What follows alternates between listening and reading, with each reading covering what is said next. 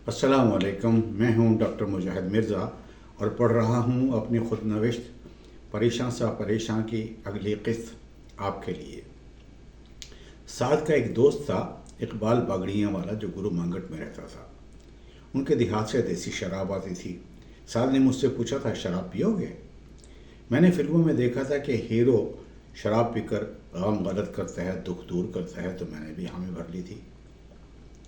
गुरु मांगट में इकबाल के घर गए थे और मैंने वहाँ चंद घूंट पिए थे, जिसका खाक भी असर नहीं हुआ था। लेकिन मैंने ज़िंदगी की पहली शराब चखने का तजुर्बा कर लिया था। 1999 में कहीं जाकर साद ने मुझे बताया कि उस शराब में मक्खियाँ थी, नतार के तुम्हें दी गई। ज़ाहिर है मुझे उसका मालूम नहीं था। वैसे भी देखी मक्खी निकली नहीं जा सकती, और मैं तो हूँ ही नफासत पसंद और बेहद कराहत करने वाला। इम्तिहान की तैयारी के लिए मिलने वाले फ्री टाइम में चंद रोज़ के लिए अलीपुर पहुंचा था। पता चला था कि अवामी जलसे से खिताब करने के लिए जुल्फ़िकार अली भुट्टो वहां पहुंच रहे हैं। मैंने अपने लिए सुर्ख और स्याह कार्डराय का एक कमीज डिज़ाइन किया था, जो अनारकली के दर्जी ने बनाने से इनकार कर दिया था।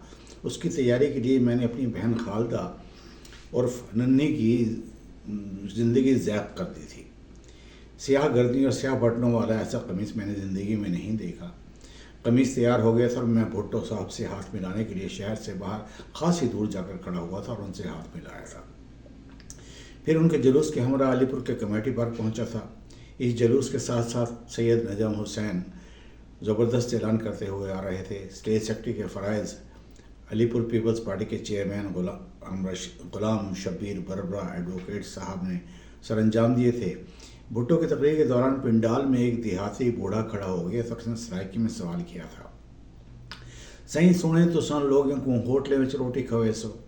भुट्टो साहब ने बरबरा साहब से अपने मखसूस तेज लहजे में पूछा था, क्या कहता है ये, क्या कहता है? अब जब उनको उस बूढ़े का मुद्दा बताया गया तो उन्होंने कस्में खाकर यकीन दिलाया था कि ऐसी कोई बात नहीं है। उनके मुखालिफ ने मशहूर किया हुआ था कि वो इश्तराकी निज़ाम लाएंगे जिसमें हर चीज़ मुश्तरक होगी, खाने पीने के इंतज़ाम से लेकर बीवियाँ तक। हमारे अवाम तो अवाम अच्छे भले पढ़े लिखों को मालूम नहीं था और अब तक मालूम नहीं है कि इश्तराकी निज़ाम किसे कहा जाता है। अमरीकी सोवियत मुखालिफ प्रोपेगेंडे की पैरवी में अमेरिका के इन्हीं हवारियों ने, जो आज अमेरिका के ख़िलाफ़ हैं, इस निज़ाम के साथ इल्हाद, फ़िस्क़ व फजूर और बर्बरियत को मुंसलिक कर दिया था। जबकि ये सभी अवामिल इस निज़ाम से जुड़े हुए हैं जो मादियत, इस्तेहसाल और ख़ुद गर्ज़ी पर अस्तवार है, और जिसके सभी इस्लाम का नाम लेने वाले पैरोकार थे, यानी सरमायादारी से। बिलाखिर अवामी तहरीक खासी कुर्बानियाँ देकर रंग ले आई थी और अयूब खाने जाते जाते अनान इक़्तिदार एक ऐसे शख्स के हाथ में थमा दी थी जिसको अपनी खबर आप भी नहीं होती थी, और वो था शराब व शबाब का रसिया, जमालियत परस्त ईरानी नजाद जनरल याह्या खान। लेकिन हुकूमत की तब्दीली से मुल्क में कम अज़ कम आर्जी ही सही सुकून ज़रूर हो गया था और हम आराम से इम्तिहान की तैयारी में लग गए थे। फिर बुरा भला इम्तिहान भी दे दिया था और अलीपुर आकर टाइफाइड में मुब्तला हो गया था। तब मुहर्रका से सेहतमंद हुआ और कुछ ही अरसे बाद इम्तिहान का नतीजा बरामद हो गया था। मैं बावजूद अपनी तमाम कोशिशों के नाकाम होने के बजाय फिर भी इतने नंबर हासिल कर चुका था जो न सिर्फ मेडिकल कॉलेज में दाखिले के लिए काफ़ी थे, बल्कि टैलेंट स्कॉलरशिप के भी हकदार थे। सवाए हैरत और परेशानी के अब कुछ भी नहीं हो सकता था। यह अनहोनी कैसे हो गई थी, नाकाबिल फ़हम थी। साल डेढ़ के बाद जब नंबरों की फहरिस्त निकलवाई थी तो मालूम हुआ था कि मुझे उर्दू और अंग्रेज़ी में इतने नंबर मिल गए थे जितने बाकी 4 मज़ामीन में मिले थे।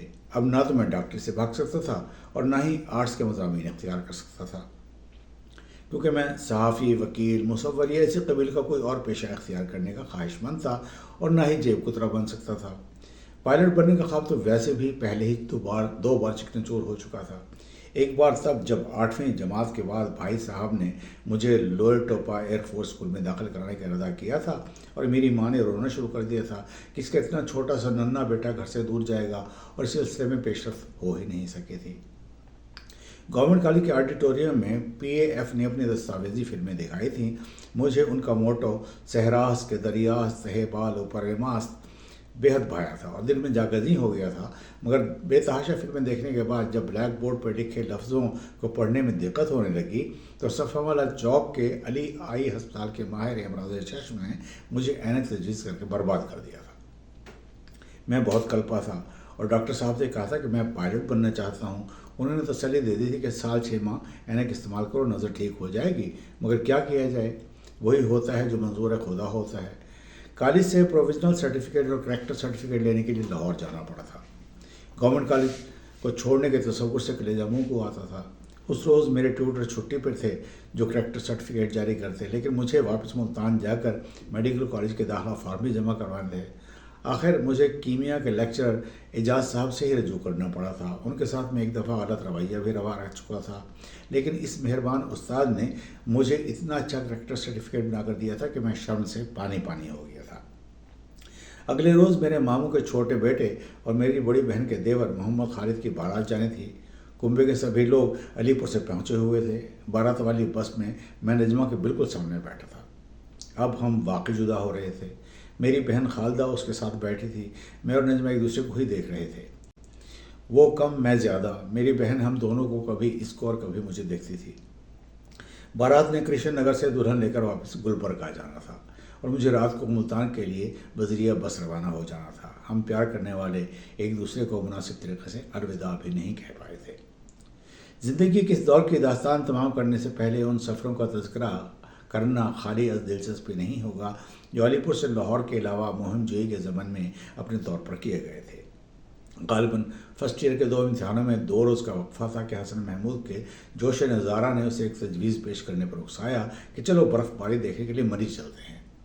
चश्मे ज़दन में रखते सफ़र बांध लिया, हल्के कपड़े पहने और हसन महमूद का एक जान नवाज जितना गालीचा उठाकर हम दोनों रावलपिंडी जाने वाली किसी रेल पर सवार हो गए थे। दूसरे दर्जे के कंपार्टमेंट में सारी रात सर्दी से बचने की खातिर ओढ़ा हुआ गालीचा एक दूसरे के ऊपर से नीम खाबोदगी में खींचते हुए बसर की थी। सुबह रावलपिंडी पहुंचे थे और स्टेशन से सीधे इस्लामाबाद देखने चले गए थे। इस्लामाबाद अभी सोया हुआ था। मेरे लिए इस इलाके का ये पहला सफ़र था और मुझे नए नज़ारे बावजूद ठहरने के भले ही दिखाई दे रहे थे। ब्लू एरिया के एक रेस्तरां के बाहर बैठकर नाश्ते के लिए हसन महमूद ने कॉर्न फ्लेक्स का ऑर्डर दिया था। मैंने ज़िंदगी में पहली बार कॉर्न फ्लेक्स का नाश्ता किया था। वैसी लज़्ज़त कॉर्न फ्लेक्स खाने में कभी नहीं आई। थोड़ा सा वक्त इस्लामाबाद में गुजार कर रावलपिंडी से बस के ज़रिए मरी रवाना हो गए थे। पहाड़ी इलाके में ज़ोर लगा कर चढ़ती हुई बस और चीड़ के दख्त, करीब से गुजरते हुए बादल सभी अच्छे लग रहे थे, मगर सर्दी थी कि जाग कहाँ थी। मरी पहुँचे तो वाकई बर्फ़बारी हो रही थी। अगर मुनासिब कपड़े पहने होते तो लाजमन या कुदरती मंजर को ज़्यादा भाता, मगर बुरा अब भी नहीं लग रहा था।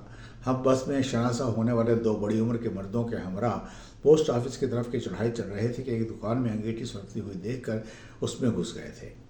मैंने सेंकने के लिए जूते उतारकर पाँव आग के ऊपर बढ़ाए ही थे कि किसी मकामी आदमी ने मेरी टांग खींचकर ऐसा करने से मना कर दिया था कि इस कदर सर्दी से वापस आते ही आग के इतने नज़दीक जाने पर से गुजर पहुँच सकता है। हमारे हमराहियों ने अपने थर्मास में से चाय उंडेलकर हमें पीने के लिए पेश की थी। मैं बहुत ही कराहत खाने वाला लड़का था, लेकिन जान पे बनी हो तो कराहत मुंह मोड़ लेती है। मैंने उनके झूठे बर्तनों में चाय पी थी। आधा पौना घंटा स्नोफॉल देकर हमने वापस जाने में ही आफियत जानी थी। वापसी का सफ़र सर्दी की कमी की वजह से ज़्यादा ही खुशगवार था। दूसरा सफ़र मैंने और गुलाम नबी ने लंडी कोतर का किया था। सफ़र मुनासिब मौसम में किया था और फिर गुलाम नबी साहब का ट्रक क्लीनर होने की बिना पर सफ़र के असरार और रमूज से हसन महमूद की निस्बत ज़्यादा आगाह था। पेशावर पहुंचकर एक अवामी होटल में खाना खाने के लिए बैठे थे। साथ बैठे हुए खान साहब से दुआ सलाम हो गई थी। खाना खाने के बाद उन्होंने कहा था, खोचे तुम हमारा मेहमान है।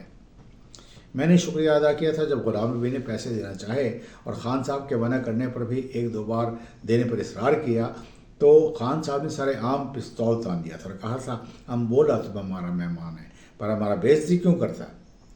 मैंने बीच में पढ़कर कहा था, जी खान साहब हम आपके मेहमान हैं, अब आप पैसे दें और शाम के खाने के हम देंगे। उन्होंने बाछी खिलाते हुए कहा था, शाम का खाना अपना हम गाँव जाएगा। उनका शुक्रिया अदा किया और अल्लाह का शुक्र अदा किया कि जान बच गई। फिर लंडी कोतल चले गए थे। हम तालिब इल्म थे, हमने भला क्या लेना था। میں نے فیور لوبا کی گھڑی خریدی تھی اور غلام بی نے ایک کیمرہ۔ واپس پشاور آ گئے تھے۔ ٹرین چونکہ رات کو تھی اس لیے وقت کاٹنے کی خاطر ہم دونوں ایک سینما میں گھس گئے تھے۔ سٹال کے ٹکٹ لیے تھے۔ فلم میں رنگیلا تھا اور میرے ساتھ کی نشست پر کوئی پٹھان بیٹھا ہوا تھا۔ رنگیلے کی ہر حرکت پر خان صاحب ایک فلک شگاف قہقہ بلند کرتے تھے اور میری ران پر اس زور کا ہاتھ مارتے تھے کہ درد سے میں بلبلا اٹھتا تھا۔ الٹا وہ داد کے لیے میری طرف دیکھتے بھی تھے اور میں درد بھری خجل سی مسکرا کر رہ جاتا تھا۔ رات کو ٹرین میں سوار ہوئے تو ایک توڑے دار بندوق بردار پولیس کے سپاہی نے تلاشی کے لیے کیمرہ دکھانے کو کہا تھا۔ کیمرہ ہاتھ میں لے کر اسے الٹا سیدھا کر کے دیکھے ہی چلا جا رہا تھا۔ مجھ سے رہا نہیں گیا تھا۔ میں بول پڑا تھا کہ اس میں سونا ہے جس کے پیچھے پڑے ہو؟ وہ بہت ترملایا تھا کہ ان لوڈوں کو تو گھبرا کر مال دے دینا چاہیے، اوپر سے اکڑ دکھا رہے ہیں۔ وہ دھمکی دے کر چلا گیا تھا کہ میں دکھاتا ہوں کہ اس میں سونا ہے یا کیا ہے۔ پھر ہر اسٹیشن پر گاڑی کے رکنے کے فوراً بعد وہ کھڑکی سے آ کر اپنی بددیانت آنکھیں ہم پر گاڑ دیتا تھا، لیکن ہم بھی عجیب مٹی کے بنے ہوئے تھے۔ اس کی ان آنی و جانی سے دل میں تو ڈرے ہوئے تھے، لیکن اسے پریکا کی بھی حیثیت نہیں دے رہے تھے۔ آخر کار راولپنڈی آنے کے بعد اس کا علاقہ ختم ہو گیا اور وہ جان چھوڑ گیا تھا۔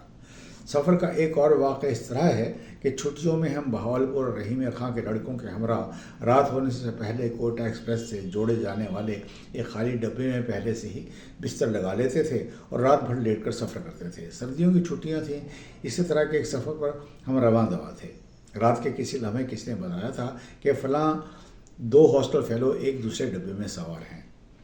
میں اگلے اسٹیشن پر ان سے ملنے چلا گیا تھا۔ 2-4 اسٹیشن گزرنے کے بعد کسی اسٹیشن پر جب گاڑی رکی تھی تو میں اپنے ڈبے میں جانے کے لیے اتر گیا تھا۔ گاڑی کا اسٹاپ اتنا مختصر تھا کہ میرے ڈبے کی جانب چلتے چلتے گاڑی چل پڑی تھی اور میں بڑی مشکل سے ایک دروازے کے پائیدان پر چڑھ سکا تھا۔ باوجود دروازہ پیٹنے کے مسافر دروازہ نہیں کھول رہے تھے۔